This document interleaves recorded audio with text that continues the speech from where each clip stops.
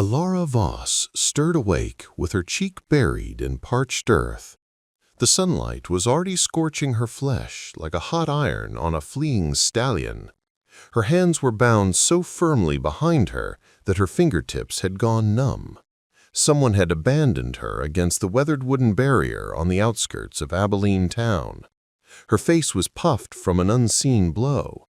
Her mouth had split open in the fight. Crimson trailed down her jaw in a faint streak. The ground near her boots bore marks where she'd struggled to rise, but she couldn't. Her limbs had buckled long before. Each breath rasped against her chest like rough grit. A ragged cotton top stuck to her damp skin. It had been her finest blouse once. Now it hung torn at the sleeve. Her trousers were caked in grime and marred by dark welts. Insects buzzed on her bare skin. She couldn't brush them off. In the distance behind her, faint remnants of the previous evening lingered. The yells, the falsehoods, women hurling insults she hadn't earned, men claiming she'd tarnished the community's honor, all for being too lovely for their ease, too captivating for their egos, too vibrant and too visible in a settlement that despised anything that drew eyes without effort. Alara had never sought the spotlight. She longed only for a peaceful existence. But envy cuts deep across the prairies. At times it sharpens fiercer than any blade. One lady had cried out first, then another chimed in. Soon the fellows hauled Alara into the open. One accused her of toying with a wedded fellow. Another whispered she'd lingered too long in a glance at the forbidden. Nobody bothered with the facts. Reality had always been irrelevant in Abilene town. Only retribution. Only degradation. They'd secured her to the railing as the sun dipped low, deserted her like a bandit, forsaken her to the darkness, to the swelter, to the disgrace that would claim what they had begun. She attempted a prayer, tried to convince herself dawn might offer grace. She'd never known such isolation, never such rejection. Her pa had passed seasons back. Her ma had married again and found no space for a child who invited storms. Now she answered to nobody, not even her own reflection. She raised her chin just far enough to glimpse the barren path. Waves of heat danced over the brittle weeds. Nothing stirred. No rider, no wanderer. Her plea emerged hoarse when she murmured for aid. The breeze swept it off as if it were a ghost. She slumped against the wood and shut her eyes. If rescue didn't arrive shortly, she sensed the end. The blaze could take a soul as swiftly as a bullet, and she was slipping away. Then a rustle caught her ear from the field's fringe. A silhouette advanced, deliberate and unhurried. A mount whinnied softly. A gentleman neared. But was he a savior, or yet another harsh grasp from Abilene town? The form drew nearer. Alara strained to peer up once more. She squeezed her lids tight, then opened them. The shape sharpened. A rider on a steed, his brim low and earth-dusted. Broad. He perched upright in the stirrups, like one who'd roamed trails since his first steps. The animal was serene, yet watchful.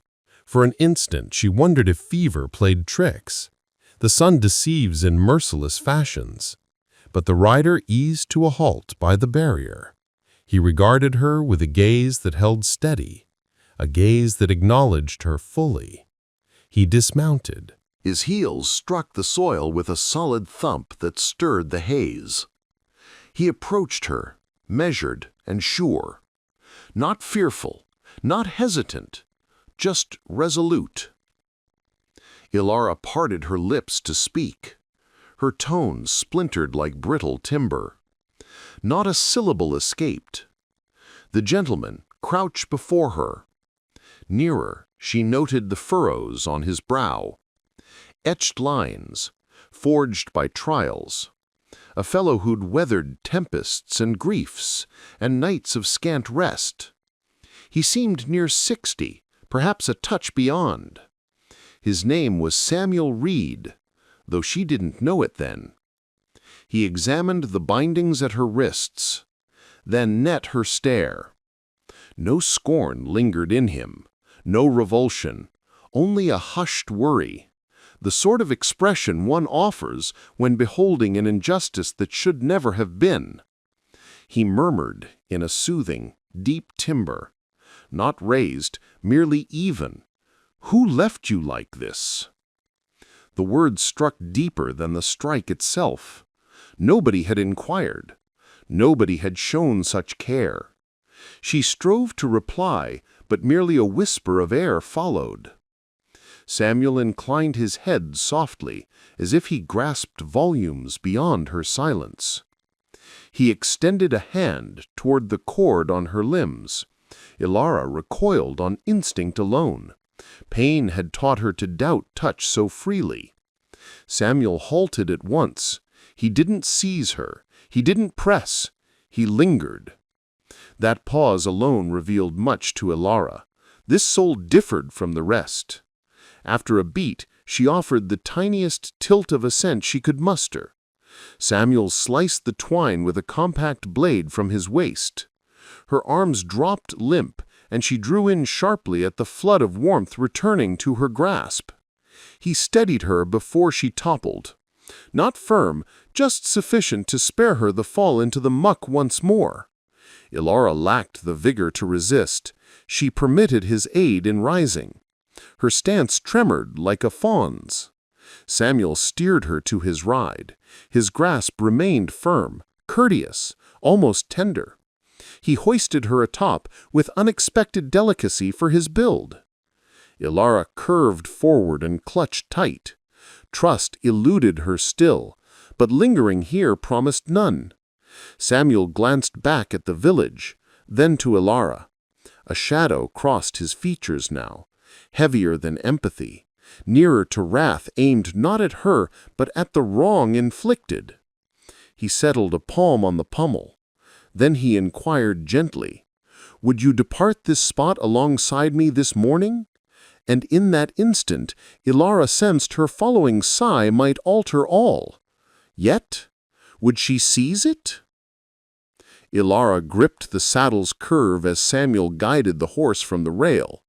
Her frame tremored with each measured stride. Samuel paced at the flank.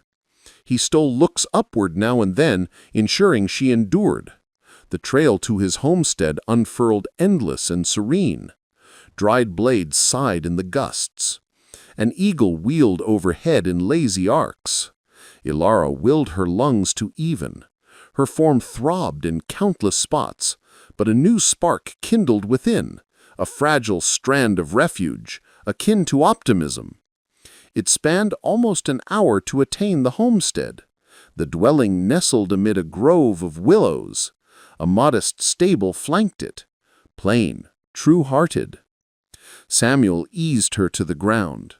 Her knees buckled, and she sagged against him briefly, not from faith, but exhaustion's demand. He offered no remark. He merely led her to the veranda. Within, the air cooled. The planks carried hints of pine and old brew. A coverlet draped a seat's rear. A portrait of a lady graced a side-stand. Samuel halted as Ilara's eyes drifted there. "My wife," he shared softly, "gone these many years."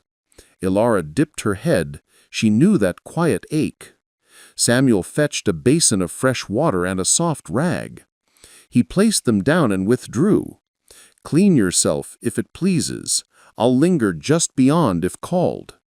He stepped out, granting solitude, as Ilara soaked the fabric in the cold flow. She cleansed the grit from her faces and limbs, swellings, crusted stains, gaze weary and aged beyond 20. Yet she persisted, inhaling still, ever, Ilara. After some time, she emerged. Samuel perched on the stoop's edge. He met her with that unyielding poise. "You'll remain until vigor returns. None shall harm you here. None shall belittle you. Not on my grounds." For the first, since her father's passing, Ilara felt her core ease. not greatly, but sufficient to draw air free of dread's weight. She settled near him and allowed the dusk's glow to warm her. The spread hushed, save for the gentle hush of foliage. That eve, Ilara arose for a sip and spied Samuel on the veranda, brim aside, frame bowed, peering into the void. And for the first, she wondered if this haven might herald a changed path. But danger stretches far in these lands, and Abilene town recalled a lass they'd cast off with such haste. Before we venture to the tale's next bend, if these vintage prairie yarns stir you, kindly press that follow mark, and as you're settled, brew a mug of something soothing and share the hour, your spot, and whence you tune in. Ilara had dwelt at the spread 5 days when the calm at last fractured. Dawn broke hushed, overly so for a sight that stirred with whinnies and pail rattles. Samuel sensed it foremost, a peculiar hush amid the willows. He ventured to the veranda, mug in hand, surveying the lane. Ilara tended indoors, brushing the boards. She murmured a tune, faint and faltering, feigning recovery swifter than truth allowed. But strife in these reaches grasps wide. By midday, a faint haze lifted on the skyline. Samuel placed his vessel down, deliberate. He strode to the entry. He knew the bearing of folk bent on ill. Travelers don't cluster so unless malice calls. Ilara glanced through the pane. Her pulse halted. She knew two at once. One, the parson who'd bellowed fiercest the night they hauled her from Abilene town. The other, the tavern keeper, who'd spread tales of her glances at bound men. Now they spurred direct with 3 shadows trailing. Samuel advanced as they reined in. Their beasts pawed and huffed amid the cloud. The parson tilted his head, as if the soil bowed to him. Samuel let his palm rest on his weathered sidearm's grip, not drawing, merely reminding they'd not dulled his aim. "We've come for the young woman," he declared. Ilara's stance softened. She sought cover by the drape, but her inhales betrayed her. Samuel held firm. He crossed his arms. His tone stayed even, yet iron laced each phrase. "She's no one's claim. She's beneath my watch." The parson sneered. "Shelter holds no sway when a lady sows scandal through our midst. She returns with us." Samuel edged nearer. His form loomed across the haze. "She ventures nowhere." A rider hawked into the earth. "Since when does a gent your years harbor such a one under roof?" The barb ignited something in Samuel. Not boisterous, not rash, merely absolute. "Hear this clear," he warned them. "Wheel about and depart. No further notice." Ilara observed from within, fingers quivering on the fabric's hem. None had ever championed her, kin least of all. The parson swelled with ire. "Harbor her and you defy Abilene town. Grasp that, elder." Samuel bent forward enough to signal courtesy's end. "I forfeited my bride for want of any who rose when she called. That error ends here, now, always." A lad among them fidgeted atop, hand twitching toward holster, but Samuel's resolve froze him. The group wavered. Their brows creased. They beheld the blaze in him, the sort of soul summons but once. They withdrew their mounts gradual, eyes fixed, for each knew his vow rang true. Ilara eased into a seat astern. Her core thundered like thunder. Samuel had confronted 5 without a flinch.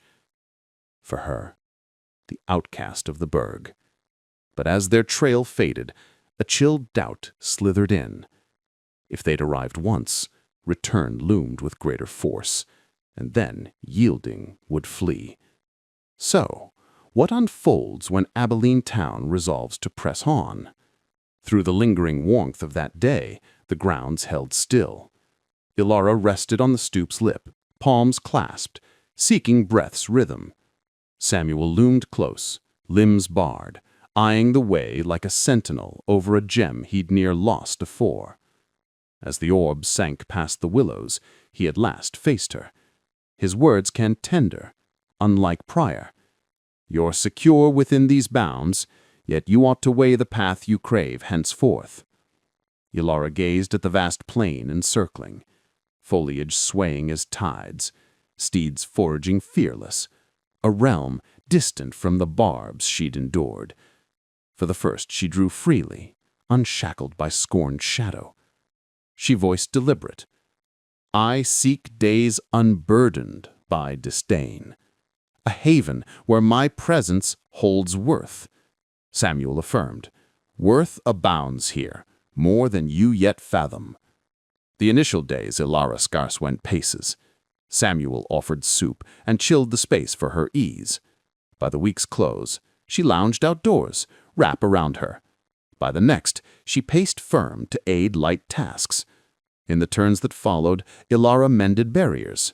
She mastered tending young stock. She bore pails from the spring with surer hold daily. Samuel toiled at her side from dawn's glow to twilight's hush.